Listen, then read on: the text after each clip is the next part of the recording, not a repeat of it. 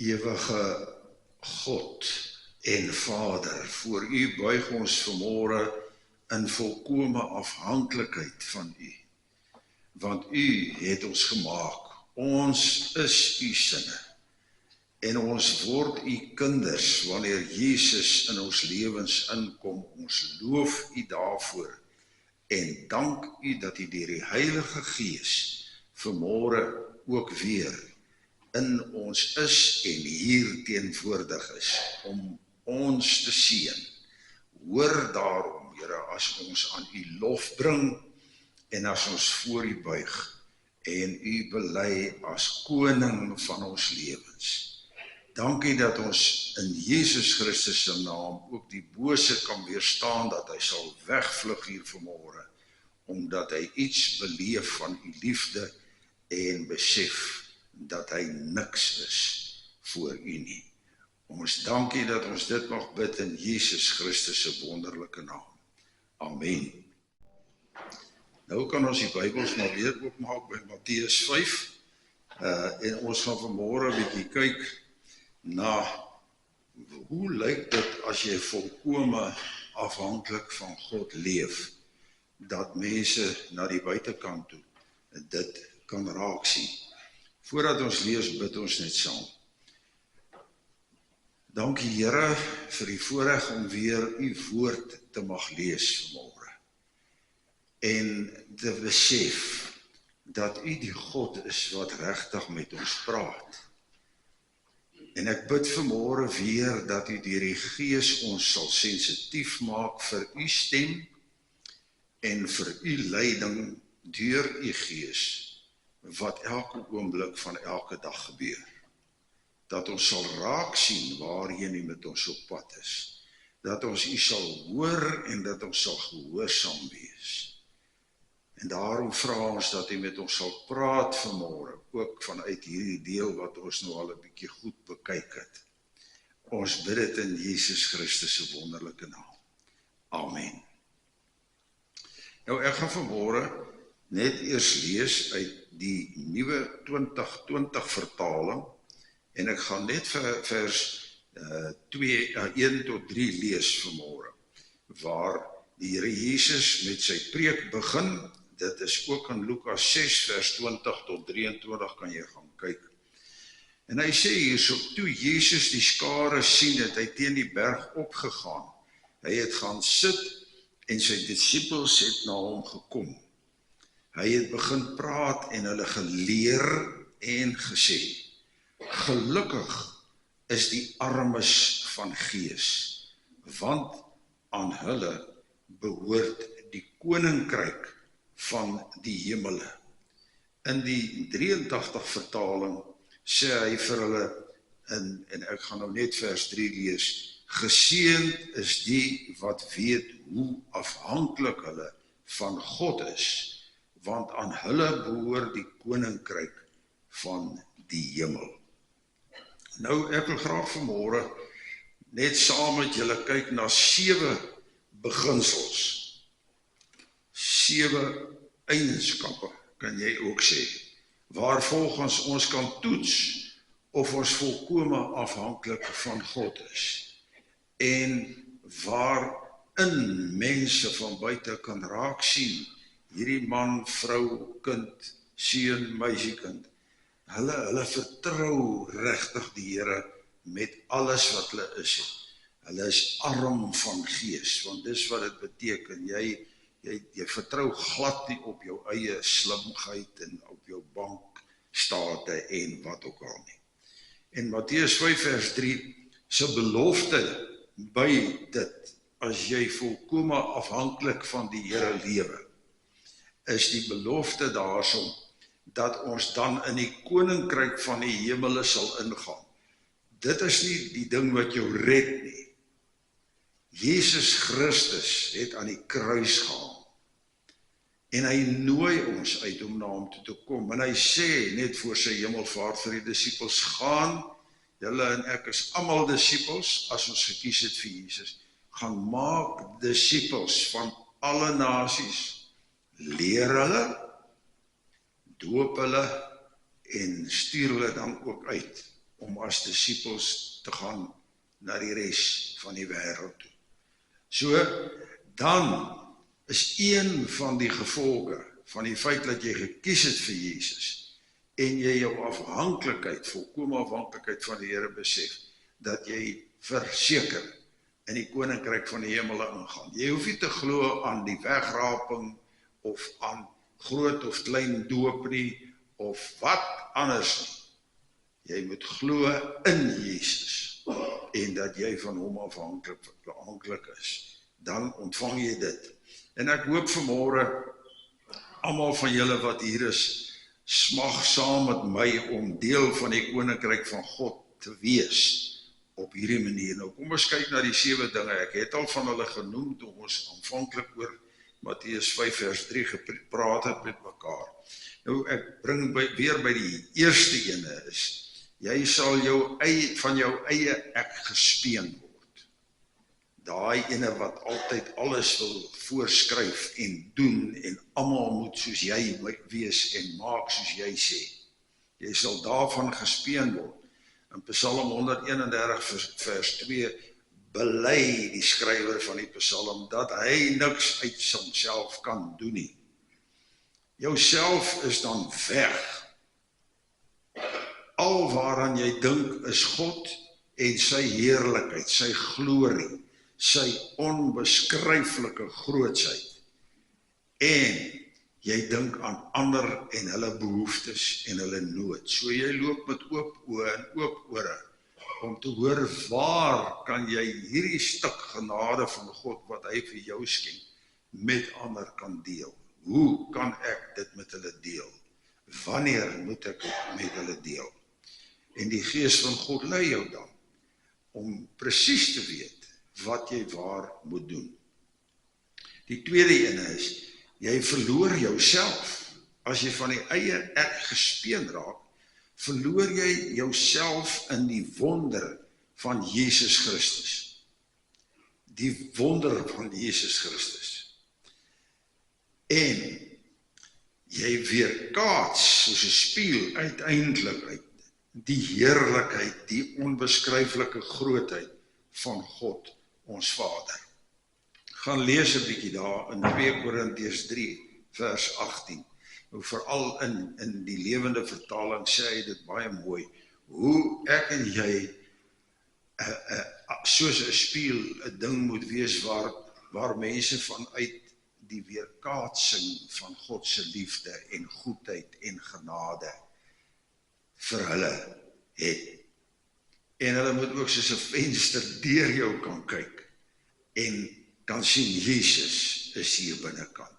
Dit is wat hierdie ou of hierdie vrou anders maak.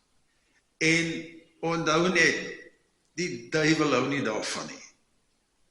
En hy gaan vir jou sê, hier so in jou oorfluister, onthou as jy so fluistering hoor, dan weet jy dis Satan. Nee man, jy kan dit nou nie hier doen nie. Jy kan dit nie vir daai een doen nie. God sê vir jou lekker hardop en duidelik, doen. Want hy praat in sy woord baie duidelik oor al hierdie goede. So jy gaan dit weerkaats. Ons sal saam met Filippus, een van die disippels sê, Here, wys ons die Vader en dit is vir ons genoeg. Ek wil net meer en meer van die Vader weet, van Jesus weet, van die Heilige Gees, hoe hy in my en in jou lewe funksioneer. So dit is 'n verskriklike belangrike ding hierdie. En dit was in Johannes 14 vers 8 wat Filippus dit gevra het. En saam met Dawid sal ons ook sê daar in Psalm 17 vers 15 se tweede deel, as ek wakker word, sal ek my verbly in u teenwoordigheid. In plaas van om wakker te word vanmôre, jy sê, dit het nou gereën, wat nou van die milies en wat nou van dit en dat, ons is so koud. Nee, word wakker en sê, Here, wat 'n voorreg. Wat 'n voorreg dat ek weet u is hier. En u het my weer wakker gemaak. Dis nie vanselfsprekend dat jy elke oggend gaan wakker word nie, nee. En dat God jou so gaan seën nie. So geniet dit om op 'n besondere manier in die teenwoordigheid van die Here te wees. Dis interessant, is in Hebreërs, as ek dit nou reg onthou, ek sal weer gaan kyk, waar God sê, en hy sê dit in die Ou Testament, Hebreërs haal hom aan, hy sê, daar waar God geloof en geprys word, is hy teenwoordig. Dis hoekom as ons lofprysing en aanbidding hier in die kerk doen, nie net die eerste paar liedere nie, die een oomblik wat jy sing, dan vlug Satan, hy kan dit nie hanteer nie, want dit was sy werk in die hemel, toe hy nog daar was, om die lof en die aanbidding te lei, wat God groot gemaak het. En toe het hy hoogmoedig geraak, en hy wil van daai eer vir homself vat, en toe het God hom uitgeskop. En daarom haat hy God met 'n passie, en werk hy deur verskillende godsdienste om God af te breek. So, wees opgewonde as jy wakker word, en sê, dankie Heer, wat 'n wonderlike dag het U weer vir my gegee. Al het jy hoeveel pyn, al van artritis, ons ouer mense, en of wat ook al, weet net, God los jou nooit nie. Die derde een is, jy sal nooit kla oor jou omstandighede nie, en dis deksels moeilik, hoor. Vra maar van my. Hulle dink, ek weet nie, mense, hulle dink, ons kom elke oggend 'n engel af, en dan bring hy vir my ontbyt in die bed, en dan help hy my aantrek. Wel, miskien doen hy, ek weet net nie van hom nie, maar die Here gebruik ander maniere om vir jou ontbyt te laat kry. Jy moet dit self maak. Maar moenie kla oor as dit sleg gaan nie, want ons kla nooit as dit goed gaan nie, en baie keer vergeet ons om vir die Here dankie te sê. Want jy sien, ons as mense verdien in elk geval niks nie. 'n Mens het eintlik geen regte nie, maar wel voorregte wat God vir jou skenk. Daarom vra ek altyd oor die Menseregte Kommissie vrae. Hulle staan daar, hulle maak wette, dit is jou reg om dit te hê, en dit is jou reg om dat te hê. Waar in die Bybel staan dit? Dis 'n voorreg dat God jou gun om te hê wat jy het, en te wees waar jy is, en wie jy is. Dis 'n voorreg wat God vir jou skenk. Hoe meer jy nodig het,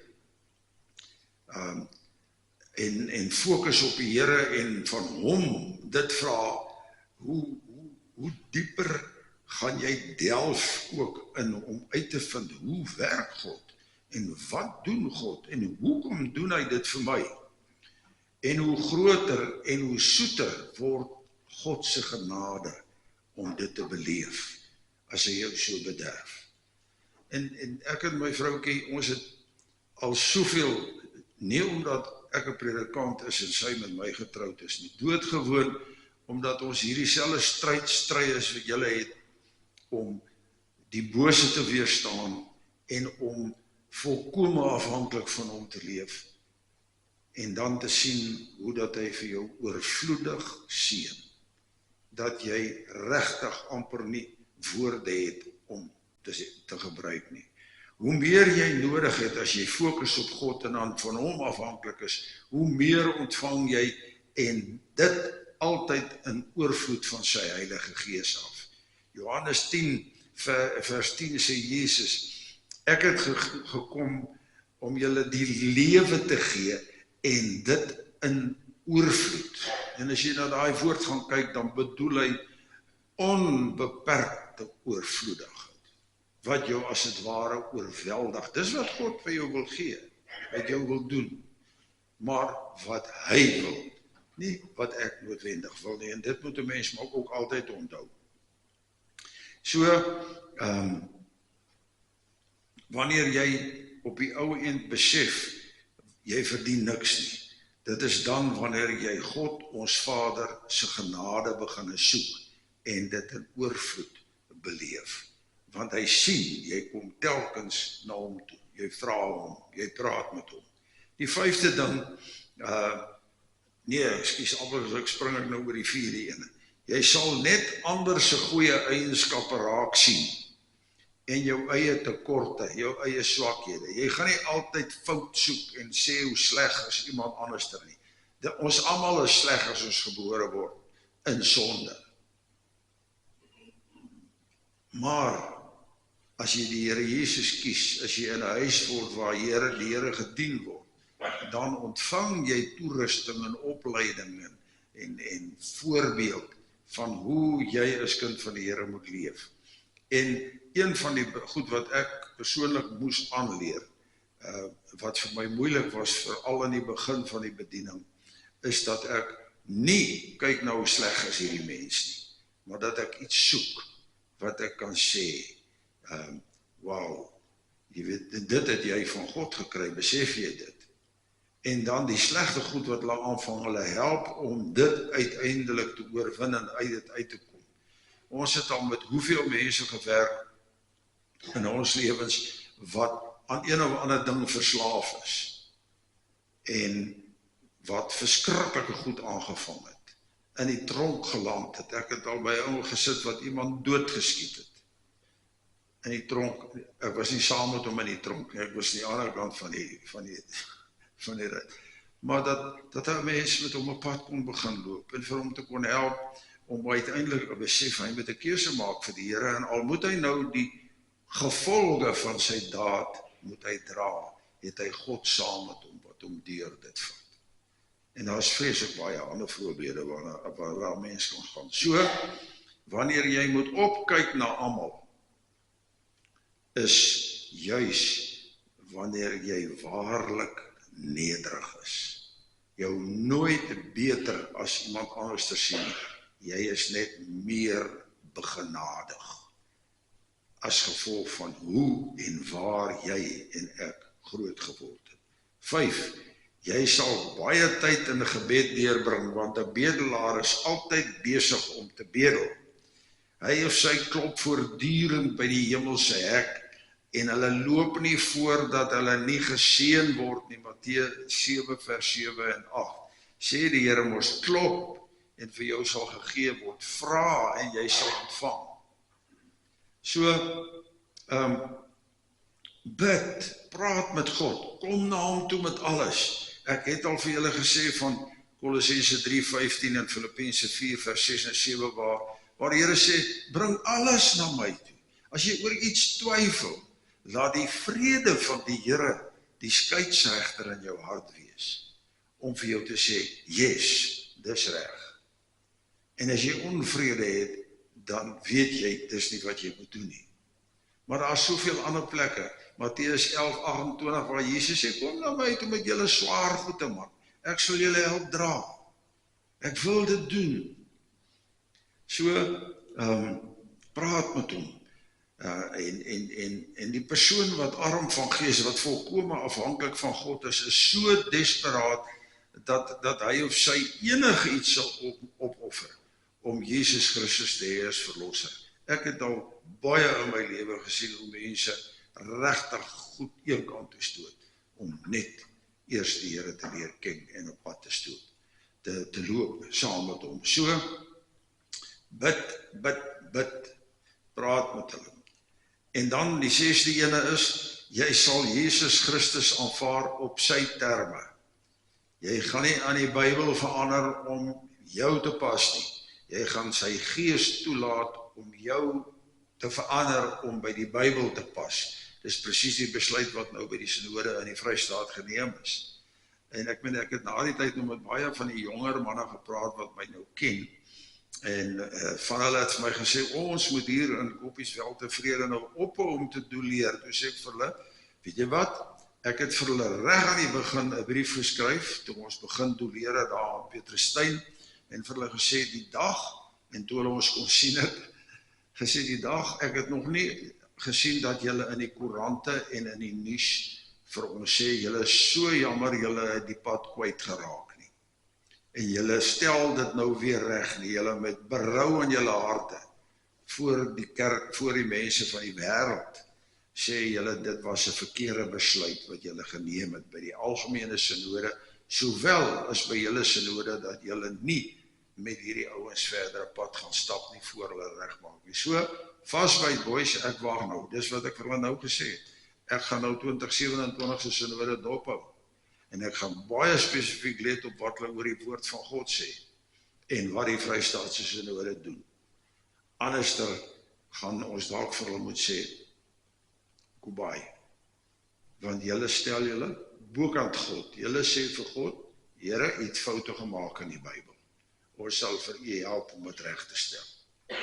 Dis so arrogant mense raak, as hulle op 'n plek kom waar hulle sê, die duiwel is 'n versinsel van jou verstaan. Hy het hulle so verwar, dat hulle nie eers weet, hy is besig met hulle nie.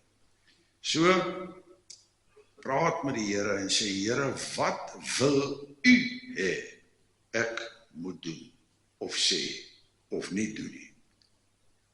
Dis vat nogal, dan moet jy met hom tyd spandeer.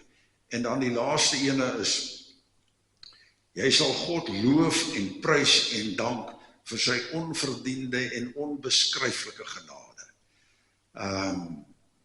Dit is vir my een van die wonderlikste goed, dat ek maar in die huis, meeste van die tyd, kan ek lekker, en Nolien doen dit ook, sy gaan sit sommer by die klavier, en dan begin sy 'n lied te speel, en al is ek redelik doof, dan hoor ek haar aan die ander kant, en dan sal ek opstaan baie keer, en stap daar na haar toe, en dan sommer saam die lied. Lekker. Al is dit Sari Marais. Maar die feit bly staan, jy moet God loof en prys en dank, want niks wat jy het of is of gedoen het, sou jy nie kon gedoen het as jy die onverdiende en onbeskryflike genade van God ontvang het om dit te dien nie. Verloor net 'n slag 'n bietjie die gebruik van, sê nou maar jou been. Toe ek op die grens was, jare terug, toe ek nog jonk en mooi was, en nou is ek nog net mooi, het hulle my deur my been geskiet daarbo op die grens. En ek kon vir 6 weke nie eintlik met daai been iets doen nie. En weet julle hoe ongemaklik is dit? Hoe sleg is dit? En toe die ding weer mooi begin werk, hoe wonderlik is dit? Nou met 2 nuwe heupe, mag ek nie meer hardloop nie, ek is baie bly daaroor, so ek hoef nie meer te gaan draf nie. Ek het altyd gesê, ek draf nie, want in Spreuke 28 vers 1 staan daar, hy wat hardloop sonder dat iemand hom jaag is 'n krimineel. So ek het nooit gehardloop nie. Nou het ek 'n goeie verskoning, nuwe heupe, mag nie meer hardloop nie, mag nie meer berg klim nie, dank die liewe Here daarvoor, en daai tipe van goede nie. So prys hom. Een van die grootste karaktereienskappe van iemand wat 'n arme van gees is, iemand wat volkome afhanklik van God is dat hulle oorweldigende dankbaarheid vir God het. Jahwe, die groot ek is, ons Here, ons verlosser in Jesus Christus. Dit is baie sigbaar in sulke mense se lewens. So ek sluit af om vir jou te vra, hoe lyk dit vanmôre met jou en met my? Ek moet myself ondersoek. Ek word betaal om vir julle te vra, hoe lyk dit met julle? Nee, ek doen dit vir niet gratis. Maar ek moet vir jou konfronteer en vir jou sê, hoe lyk dit by jou? Waarmee is jy besig? En 'n mens moet mooi gaan dink daaroor. Hoe werk jy met ander mense? Is jy besig om ander mense te nooi, om deel te word van die liggaam van Christus? Nie net noodwendig hier nie, maar julle moet dit ook maar doen. En dit is vir my altyd interessant as mense vir 1 dominee, miskien of 2 of 3 dominees vies word, en hulle vat hulle goed en hulle loop, dis okay, dis hulle goeie reg. Maar dan kom daar 'n nuwe ene wat hulle nie eers ken nie, en dan skryf hulle hom ook sommer voor die tyd af, want hy's grys. O ja, en ek het al my hare verloor hierdie week. Dit was 'n reuse skok vir my aanvanklik. Maar ek kom agter, is maklik, nou kom jy, soos ek en Barend, net jou hare met jou hande. En ons het 'n ooreenkoms met bereik, en dis hoekom ons hare so kort gesny het, dat ons lekker hierso met die Here saam op pad gaan stap, en hom gaan loof en prys en dank vir sy goedheid. Hy het 'n geweldige groot operasie gehad. Dit is eintlik 'n wonderwerk dat hy vanmôre hier so sit.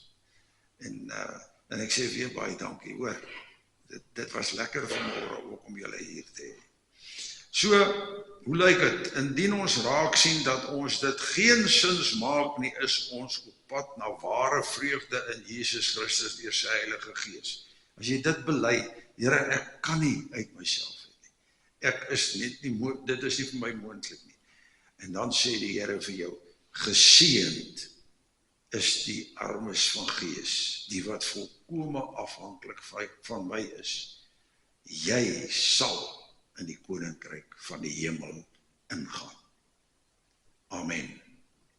Here, baie dankie dat u woord vir ons vanmôre maar net weer herinner daaraan dat ons nie so wonderlik is as wat ons baie keer dink ons is nie. En ek bid dat u ons in nederige afhanklikheid van u sal laat beweeg daar buite, al het ons wat ook bereik, dat ons sal besef dit is u en u genade alleen, en dat dit so is. En daarom bid ek, Here, dat u vir almal wat aan u behoort, maar net telkens sal kom wys al u goedheid. U is die God wat goed is, onmeetbaar, en baie keer sonder dat ons enigsins dit verdien, want daar is geen verdienste van ons kant af nie. En baie keer ten spyte van al ons swakhede, dat u ons oorweldigend kom seën. Dankie dat ons mag bid, dat het verder hierdie seisoen sal goed gaan met al die boere wat nog moet stroop en al die dinge wat moet gedoen word, dat hy by die besighede ook sal kom en dat dit sal aanraak, Here, ten spyte van wat in die wêreld aan die gang is en dat mense mekaar doodmaak en oorlog maak. Ons bid dat hy ons sal help om dit te verstaan en ook raak te sien dat ons op pad is na u wederkomste en dat ons net gereed moet wees daarvoor. Dankie ook dat ons vir ons kinders kan bid wat hierdie naweek weer 'n bietjie vakansie gaan hê, van donderdag af as die skole sluit. En Here, dankie dat ons ook vir die ouers kan bid wat dit moet oorleef met die kinders by die huis. En dat u vir ons as gemeente, u gemeente, sal kom optel en sal opgewonde maak oor u, Jahwe, die lewende God wat lewe kan gee en onderhou, en wat ons wil seën uit ons sokkies uit, dat ons met u mag saamstap as ons hemelse Papa, ons Vader, wat volmaak is, nooit foute maak nie. Dankie dat ons kan bid, dat u vir ons in hierdie week wat voorlê sal bly herinner aan u wonderlike, goddelike teenwoordigheid, en seën ons, Here, met die wete dat ons veilig in u hande is. Ons bid vir ons land. U weet dat die chaos net meer raak. Ek bid vanmôre, Here, dat u nog groter verwarring sal bring by die ANC en MK en EFF, en dat hulle uit mekaar uit sal spat, sodat hulle geen mag sal hê meer in hierdie land nie. En dat mense wat vir u omgee, of wat u wil gebruik, wat omgee vir ander mense, sal begin regeer, en hierdie land weer sal maak 'n lig vir die nasies, of dalk vir die eerste keer. Dankie dat ons dit kan bid in Jesus Christus se wonderlike naam. Amen.